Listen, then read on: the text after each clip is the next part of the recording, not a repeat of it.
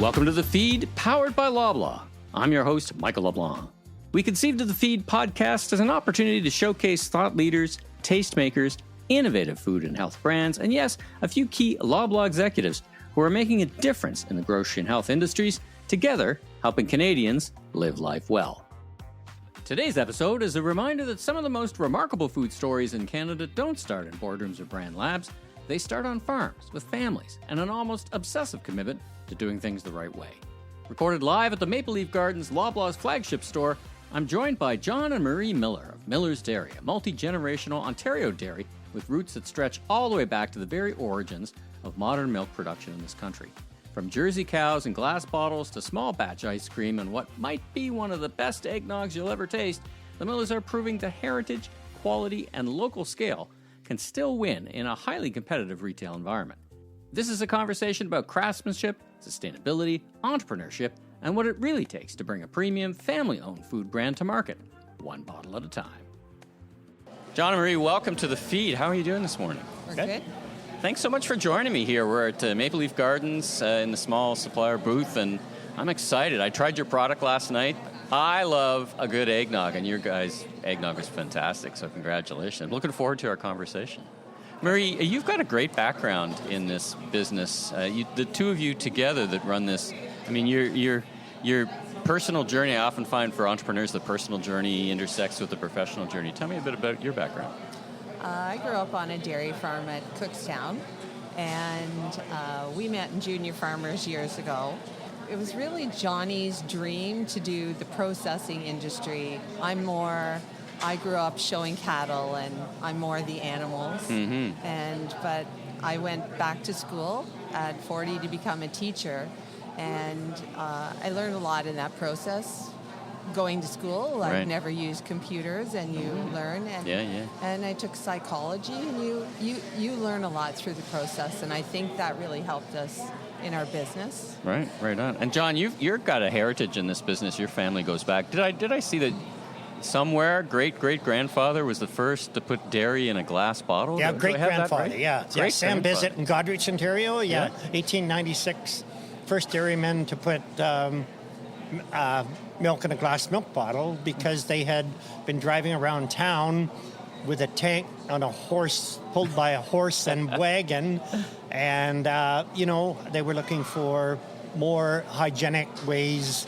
As my great-uncle said, in the summertime, before you opened up the lid, you'd have to shoo all the flies away from the lid. And Marie, you were just making that hand motion. People were, so they would scoop it out of absolutely. a barrel, basically, Yeah. right? You'd open the lid and pick the flies out and then scoop, and this was all... How did people survive? You wonder. Well, that's interesting that the pasteurization law in Ontario came into effect in 1937, but prior to that, cities like Toronto had bylaws as early as 1900 that milk had to be pasteurized. So, And that was the Women's Institute that brought that into effect because children were dying from unpasteurized.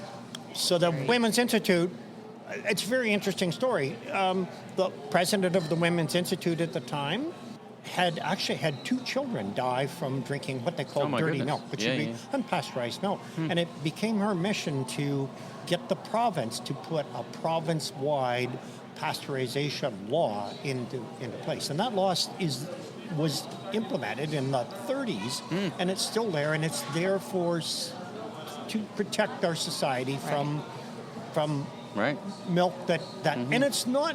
There's pathogens in milk and raw milk that you shouldn't. There's dangers to it. So our society today is very clean. They used to say have a peck of dirt, but they don't really. We don't really do that anymore. So to me, it's very important that we pasteurize our milk still today. Marie, let's take a step back. Take us through Miller's Dairy and the products, where you're located, and the products you offer. Well, we're located in Creemore, Ontario, and the products we offer are fluid milk, right from skim milk, 1%, 2% whole. We have 10% cream, 35% cream, strawberry, chocolate, in season. So we do chocolate all the time. We do strawberry and coffee 6 months, and we start the strawberry and coffee on Valentine's Day. Okay. And we do eggnog like from Thanksgiving until New Year's, really. Mm-hmm. And ice cream. You have ice cream as well? And ice cream, the best ice cream. It's really good. Fantastic. And let's talk about, I know there's a difference. Not everybody knows the difference between types of dairy cows. So I want to talk about Holstein versus Jersey cow. Now, most milk is produced by Holstein cows. I think you produce with Jersey cows. So talk about the difference between the two for the average listener. So I didn't choose Jersey cows. They were chosen for me. My father started. He had Holsteins prior to 1959 and wanted to get onto shipping fluid milk from the farm. Fluid being like a liquid instead of shipping cream and feeding skim milk to pigs. And my mother's family manufactured butter and ice cream in Goderich, Ontario. And so when I was a kid, I was exposed to that aspect of it. But my father switched to Jerseys in 1959, and we've never milked anything but the Jersey cow. Jersey cow is from the Isle of Jersey in the English Channel. This was always a thing when we were younger, because I'm from a Holstein farm and he's from a Jersey farm. Yeah. We always kibitzed a little on that. So the Jersey cow is kind of unique in that she has high solids content, high butterfat, high protein, and other solids in her milk. She's actually the smallest, the lowest carbon footprint dairy cow of any of them because she gives a lower volume in milk, higher concentration of the components that we look for when we in dairy products. Those quality, there's the quality components. Right. So but output is less. Like less. From a volume, output is less for a Jersey cow than a... But higher quality. Right. So you need more of them, and is that, or they so the herd is, how do you manage the herd? So basically? You don't have to milk more cows because our quotas on the farm, because we have a supply managed system in Canada, is based on butterfat kilograms, and so the Jerseys give more solids, so they produce higher kilograms of butterfat in every liter of milk that they produce. So that's how it is that they have their low carbon footprint. And their milk is 15 to 20% more protein in it, so it has a fuller, richer taste to it, even though it's a low-fat milk. So it also has a sweeter flavor. Yeah, so very unique. Yeah. So I always think it's like less sugar needed for chocolate or strawberry, or because of the Jersey. It's a natural sweet flavor. So if you use it on cereal, it almost tastes like you added a little bit of sugar. It has a little sweeter flavor. You know, we were talking off mic about traveling all over the country and traveling into the States. I think you both, when I think of the U.S. dairy, have you traveled down to the U.S. and get some ideas and you talk to your counterparts, farmers down in the U.S., and what do you hear? So he had to convince me of this because I really loved my job. I was teaching and I loved it. And he said, this is a good move to do. We can take our high quality product and sell it as something unique. And I'm like, well, we better go see some places that we have to see it.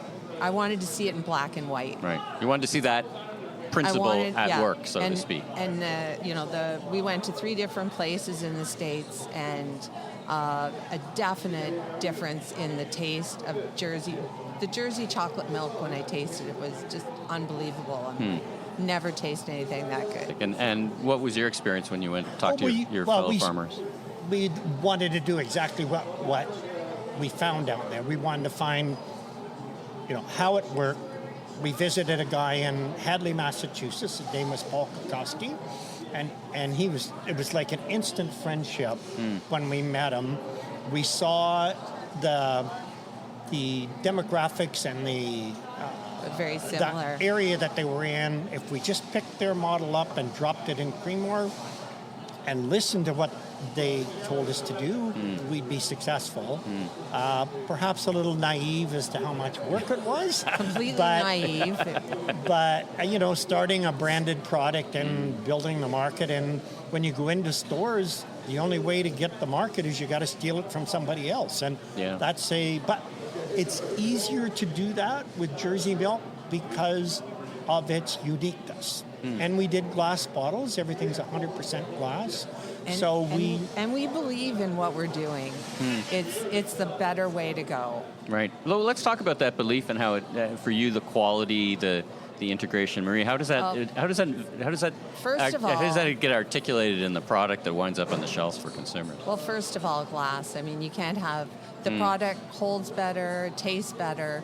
I mean, we only do glass bottles. Okay. So. And those glass bottles come back to you, get recycled? How do they wind their way back to you? So we do the recycle and reuse. So we say to recycle the cap, wash the bottle or rinse it clean and bring it back, and we reuse it again. Okay. And we are watching for flaws all the time if there's any issues. Sure. So that's a reusable bottle, meaning we charge a deposit on the bottle. Okay. So a $3 deposit on the bottle, and we do that because the bottles are very expensive. Yeah. Our bottle supplier tells us they can make 50 trips back to and from the store. We never really know. We never put any markers on bottles. We have a few markers on them, but we do lose bottles all the time. We have our costs covered with the bottle, and if people choose to use the bottle as a water bottle or a juice bottle or whatever it is, that a lot. For them it's a pretty cheap glass bottle to put in their fridge for whatever they need. So, fantastic. and in fact, if you're in our kitchen in our house, you see all of the cooking goods that Marie uses in the kitchen in glass my pantry. I got that from a chef. Anyways, people are really very, very happy to have the product in glass. Right. I think it stands out as a notion. It stands out in the shelf. It's certainly a notion of quality. Now, I believe you guys are fully integrated from you do your own processing. Is that right? Can you take me through that a little bit? So I always say we grow the feed, we milk the cows, we make the product, and we deliver the product. So it goes right from the farmer into the store where the consumer gets it. So we milk 120 Jersey cows. We work 700 acres of land. So we also cash crop corn and soybeans and wheat.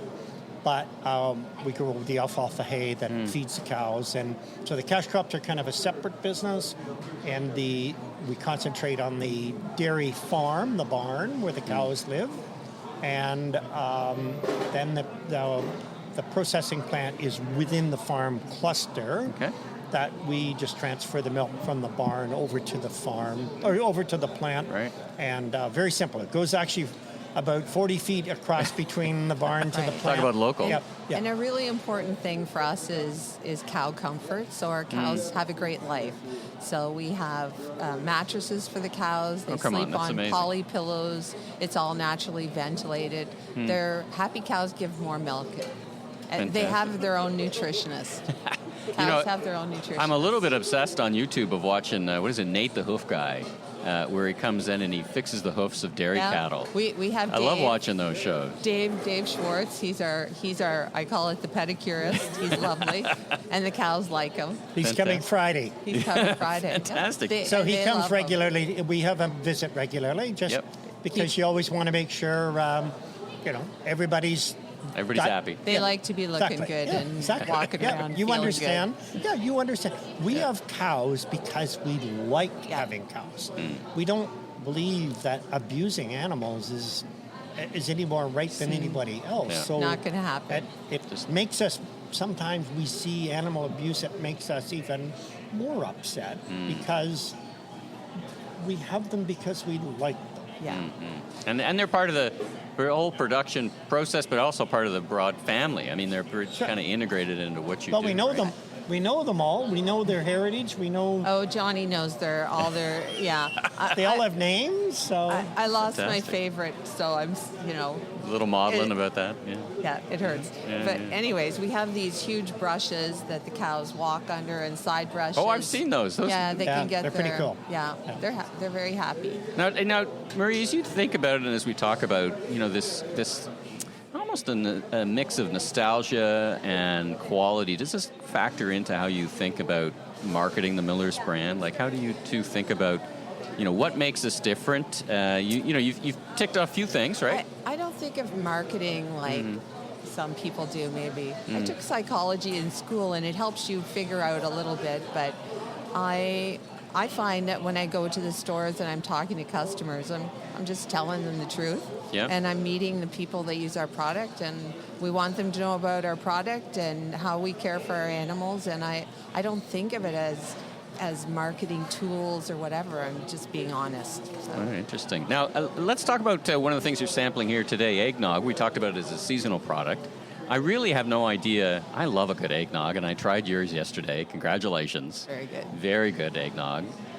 Tell me about how that product is made. Like, I guess, is it eggs in the product? I really don't know. Tell me about eggnog and your eggnog. Of course, it's eggnog. We buy a mix from a supplier in Mississauga, and so And we altered the mixture. Neither Marie nor I did not liked like eggnog. And Marie said, our customers are telling us we have to make eggnog. So we're going to make eggnog. So we went and bought a whole bunch of eggnog. Early July, we got our supplier to send us the necessary ingredients, and then we started making it on the stove. On the stove? We first sampled a whole bunch of them, and I said, Johnny, eggnog is disgusting. Like some of it, I don't love some of it for sure. It's really has so much spice, and I remember having my grandmother's eggnog that was really good. So, anyways, we were thinking as traditional as we could keep it. Right. So we made the first couple batches, and of course I put a little bit too much stabilizer in the first one, and it was delicious, but it was the consistency of pudding. And we thought nobody wants to drink pudding, so we altered it, and then even if someone went to get the ingredients from our supplier, they couldn't match our eggnog because we have custom made it. It's to our liking. It's to our liking, but then we found out we liked it, and the people that love eggnog like it, and the people that don't like eggnog like us love it. So we've got kind of the perfect product. It's funny, right? It's like a niche product, but I think in some ways a niche it can open up and be quite broad, right? Both a seasonal product and a beyond niche. Interesting too. We were cooking it all the time and getting these different samples ready. It took us a long time, but I was tasting it hot all the time. So I have my eggnog hot, like a hot chocolate. It's delicious. And people are always telling me about how they use the eggnog in recipes and come up with some really nice results. So. And okay, what's your favorite recipe for eggnog? So what would you tell the people that you should try this if you like the eggnog, try this. Put it in your coffee. Pancakes. Put it in your coffee. I love Oh that my idea. gosh, Pancakes. it's delicious. Pancakes. Muffins. Use it as the mix instead of not the whole lattes. ingredient, but to your taste. Interesting. So it's interesting. One more, we're just going to stop in the eggnog. Yeah. So we made this unique product, but then, so the guy that started, the gentleman, I shouldn't call him a guy because he was a good friend. Yeah. His name was John Wiggins, did all our graphics for us when we started. So he started Creemore Spring Beer with his two friends. And when a delicious beverage on its own. There you go. And so he had retired and come out of it, and I met him at the post office one day, and I said, John, we're going to start Miller's Dairy. I just wondered if you could help us with some of our marketing stuff. And he said, I'd love to. So he was a commercial artist by trade, so he did all our design for us. And when it came time to do the eggnog, we had these comic cows that are standing up.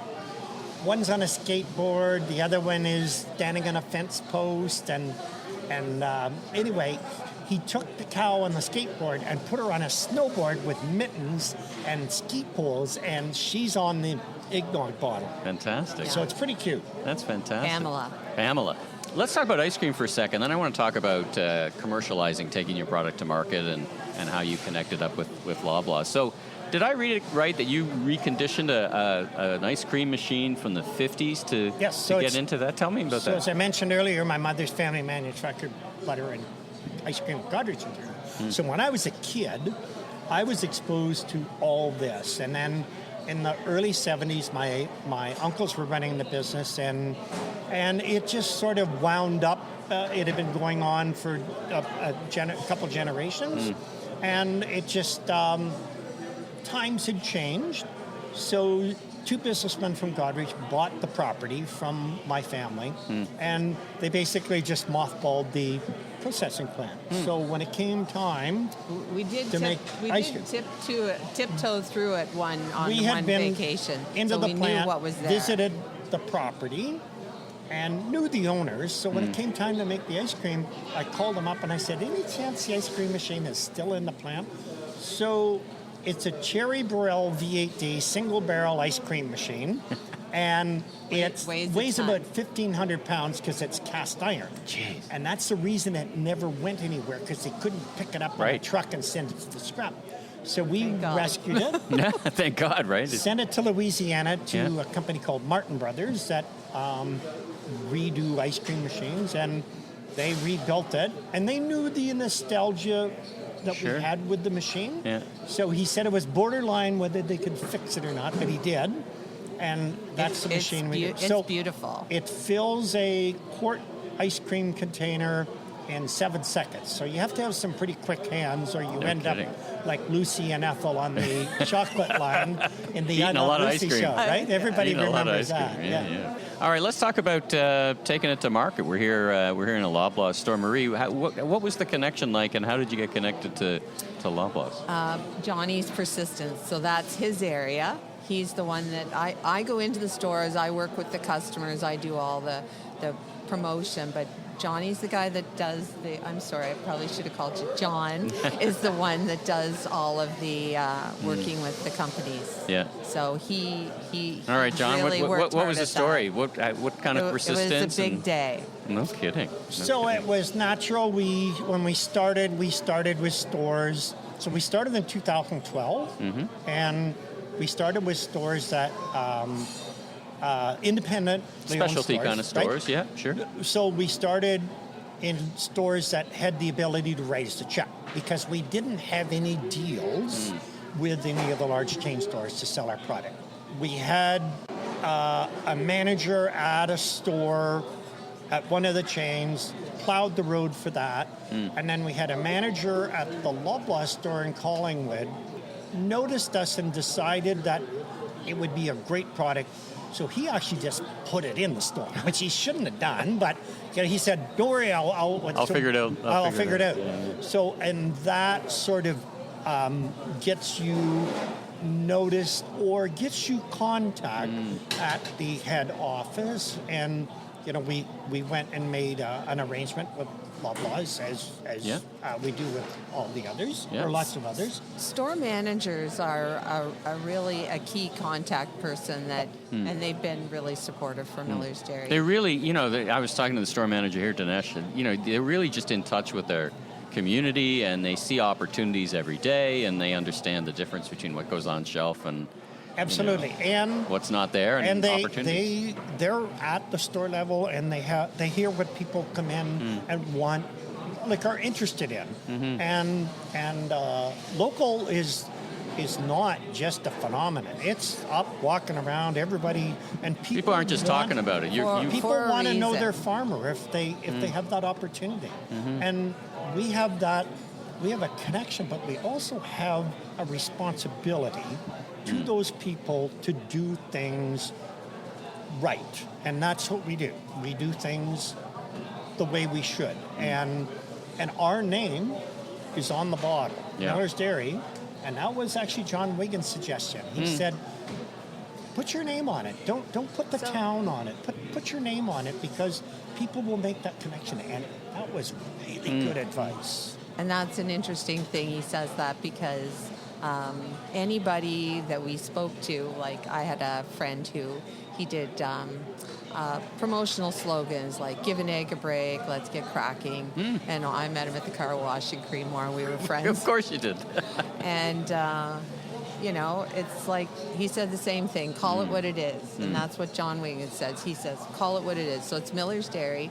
And my friend said, he talked to me for a while and talked to me about my dad and what he called the cows, and he called them the girls. And he comes out and he says, call it what it is. It's all the best from the girls at Miller's Dairy. And then you got, I guess, connected to the small supplier program. It's been around for a couple of years. Does that help accelerate? I mean, you're here doing some sampling talk about that. So there's just a special event here in Maple Leaf Gardens, but Yes, We were at the Royal. we have been, and we had an event with them at the Royal. Yep. It was What it's done is incredibly it's given us successful. access to more of the Loblaws franchise in our marketing area. So we do all our own deliveries. So our marketing areas from Gravenhurst to Wyerton to Grand Bend to Beamsville. We skirt around Toronto, and it's logistically difficult for us to deliver in Toronto, so we stay away from it. And we have great success in that rural part of Ontario, and I never say never, but it's the difficulty of entering this Toronto market.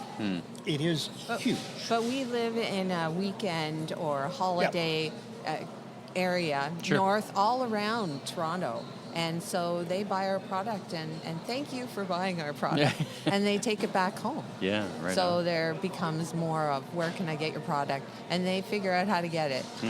So let's talk about the next generation of the Millers. What does that look like for Well, you you guys? see, John is never going to retire, so it's it's hard to think. Well, that's of, it then. Then you're good. It's hard to get someone to think next steps like slowing down when you're not ready to slow down. So we are still thinking progressively as moving forward, and we're just all moving together. So we haven't got to. We're not thinking to slow down yet. Are you? I'm not. And our son isn't. He will say that he doesn't want me out of the picture. He's in the family mode right now, so he needs more time. It'll be a transition to the next generation, and he's very much involved in the decision making, as our staff are as well. We have a Great staff. Staff on the How many farm people? side. How many people work for you? 13. Yeah. 13. Fantastic. And we have a staff member that's been with us on the farm side for 32 years. So. And it's, it works really well. So the plant, you have to keep a certain number of people there all the time. In the barn, we have, a person that is a floater. So he'll finish his work here, go home, have a shower, and then go work in the plant if we're shorthanded. So it kind of can go back like and forth. Like a floater. So when we have a lot of field work, we can take from there. And, Right. so it's worked really, really well. Well, commercially then, let's end on this. What's next for the business? So you're looking to grow it. I mean, you've got an amazing product in your in the dairy aisle. What's deal growth for with you? Loblaws will significantly grow. This is it. It's a good deal. So it expands our marketing area.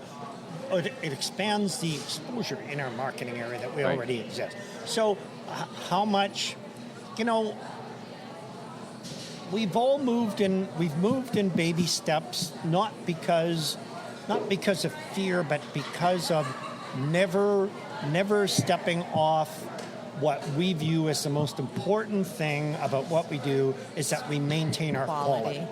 And we need to be able to maintain that quality, but also maintain the service level to the stores that we deliver to. You don't want to get ahead of your skis, so to speak. And life presents opportunities. So as you're going along, we haven't moved fast. I've pushed him many times, and he's, we're moving. I'm not afraid to put my foot on the brakes because you can get going. Really? You can get going.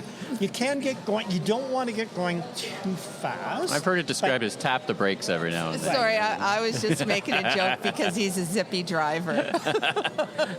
Okay, different metaphor. We'll find a different metaphor. So it's and it is always amazing that we seem to bump into people that help us in some way.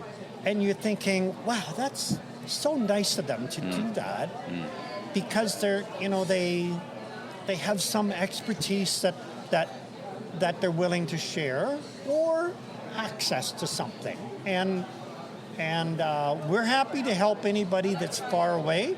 We don't help someone that's around the corner from us because, you never want to help your competitor. Right. We live in that's the interesting part about the processing side of things. The dairy farmer side is that we're all kind of one Very big, collegial. Everybody knows everybody's everybody. in one big happy family. Yep. And it's a but the great processing side community. is not. dog eat dog. Yeah, it's like very competitive. Yeah, interesting. But if someone's 1,000 miles away, sure, we'll tell them, give them lots of ideas. Right. Go ahead, fill your boots. Yeah, or But fill your- it is, you have to want to work. It's Right. a lot of work. Last, if people want to just keep up with you, have social media, website, are you on Instagram? Where can people get in touch or just follow what's going on in the business? Instagram, X, and Facebook, and I keep the website updated. So www.millersdairy.com is the website. Okay. I direct everyone to the website. I want people to go on and read our story. Great. Because, I don't know, you can taste a product and say, oh, that's really good. But when you know the story, you feel the story. There's a saying in marketing, people buy the story before they buy the brand, right? Before they buy the product. They still won't buy it until they actually taste it, so that's why we love doing events like this, because once they taste it. We've had lots of people say, I walked by that product many times in the store, and I've wondered about it.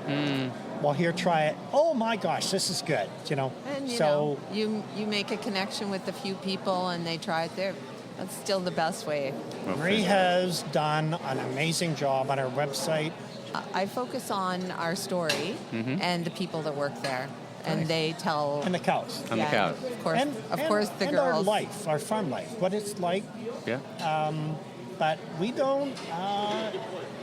we tend not... People share what they do with our product, and I share it that way, but not on the website. Well, listen, Marie and John, it's been such a treat getting to chit and chat with you and get to know you better. Congratulations on your success. Thank you very much. Thanks for having us. It is really such an impressive business, and your product is fantastic. So congratulations on that, and best of luck in the future things you do.